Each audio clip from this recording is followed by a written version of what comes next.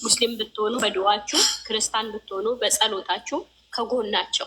ጸሎት ያስፈልጋል፣ ዱዓ ያስፈልጋቸዋል። ለምን እነዚህ ልጆች ብዙ ኃላፊነት የተቀበሉት ነገር አለ፣ ብዙ ነገር አለባቸው። የቤት ሰው በዛ ጋር ከጎን የድሃ ከዛ ጋር ደግሞ ለብዙ ነገሮች ብዙ ኃላፊነት የያዙት የተሸከሙት ነገር አለ። ያ የተሸከሙት ነገር እኛ በጸሎት እናግዛቸው፣ በዱዓቸው አግዟቸው። ነገ መልካም ደረጃ ላይ ደርሰው ለብዙዎቹ አርያ እንዲሆኑ አሁንም አርያ እንደሆኑ የብዙዎቹ በር እንደከፈቱ ነገ ደግሞ ትልቅ በር ከፍተው የእነሱ በር ተከፍቶላቸው ትልቅ ደረጃ ላይ ደርሰው ለብዙዎቹ ቦታ እንዲያስይዙ። አንዳንዶቹ አያችሁ ትንሽ ጥቂት 70-50 ሲሞሉ ሰብስክራይባቸው ሲያድግ ሲገለበጡ እናያቸዋለን። እነዚህ ልጆች ገና ሩጠው አልጠገቡም። ለብዙዎቹ እንደዚህም ሆነው ለብዙዎቹ የስራ በር ለመክፈት ለማጽናናት ጸሎት እያደረጉ ሰምታችኋል። እኛን እያጽናኑ እኛን እያበረቱ፣ እኛም ደግሞ ከጎናቸው እንሁ። መከፋፈል ይብቃ፣ መለያየት ይብቃ። የከሌ የሃይሚ ወገን ነኝ የብሩኬ ወገን ነኝ አይደለም። እሱም ብለዋል። በአንድ አይኑ ይዩዋቸው። በቃ የራሳችሁ ልጆች ትለያላችሁ፣ እህታችሁ ወንድማችሁ ትለያላችሁ፣ አትለዩ። በቃ እነዚህም ልጆች መከፋፈል የለብንም፣ መለያየት የለብንም። በአንድ አይን እንያቸው። ከወደድናቸው በአንድ እንውደዳቸው።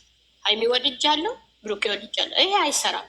ይሄ መቼም የማይሰራ ነገር ነው፣ የማይሆን ነገር ነው እና በአንድ አይን ይዋቸው፣ ጸልዩላቸው፣ ዱዓ አድርጉላቸው። ሙስሊም የሆናችሁ ከጎናቸው ዛሬም ነገ ቁምላቸው እላችኋለሁ። በኮመንታችሁ ሼር በማድረግ ሰብስክራይብ በማድረግ አግዟቸው። ትልቅ ደረጃ ላይ እንዲደርሱ የእኛ አስተዋጽኦ ያስፈልጋቸዋል። እወዳችኋለሁ፣ አከብራችኋለሁ። ካጠፋሁ ደግሞ በጣም ይቅርታ በአነጋገሬ ከተሳሳትኩ። እናመሰግናለን እህቴ።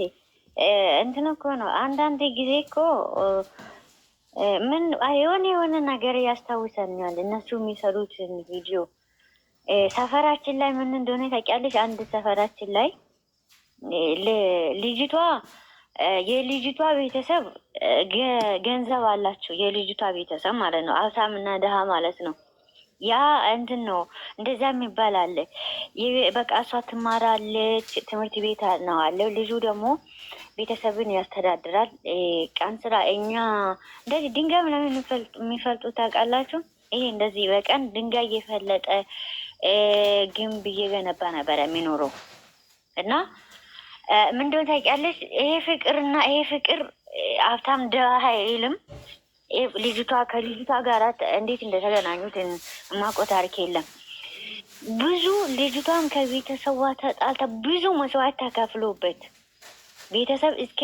ቤተሰብ እኛ ቤት አልገቢም፣ ከዚህ ልጅ ጋራ ከሆንሽ አልገቢም፣ ትምህርትሽን አቋርጪ፣ ምንሽን አርጊ ብሎ በጣም ልጅቷ በጣም ትወደዋለች። በቃ ከምልሽ በላይ ማለት ነው። እርስ በራሳቸው ይወደዳል። ግን ሰው እንትኑ የሚሉ ነገራቶች በእሷ ዙራ ጓደኛ ያላችሁ ዙራ በቤተሰብ ዙራ የእሱ ቤተሰብ ይወቀሳሉ። የእሱ ቤተሰብም የእሷ ቤተሰብም። ምክንያቱም ያ የእሷ ቤተሰብ ካልፈቀደ የልጁ ቤተሰብ ምንም ማድረግ አይችሉም። አየሹ? ከዛ መጨረሻ ላይ እየተሰቃዩ እነዚህ ልጆች ምን አደረጉ? ተያይዞ ጠፉ።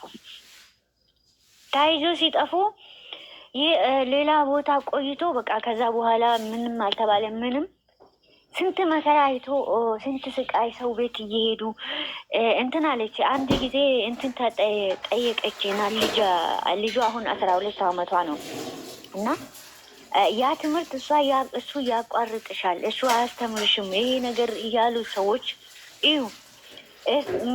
ምኑንም ሳይሆን ከዛ ልጅ ጋር ልጅ ትምህርቷን ሳታቋርጥ ትምህርቷን እየተማረች አስተማራት። ከቤተሰብ ወጣ ቤተሰቧ ላይ 4 ዓመት ከምናምን ከቤተሰብ ወጣ ውጭ ቁጭ ብላለች። ወንድሞቿ ሲንጫጩባት ይሄታ እንዴት እንደዚህ ታደርጋለች? ግን እሷ ዛሬ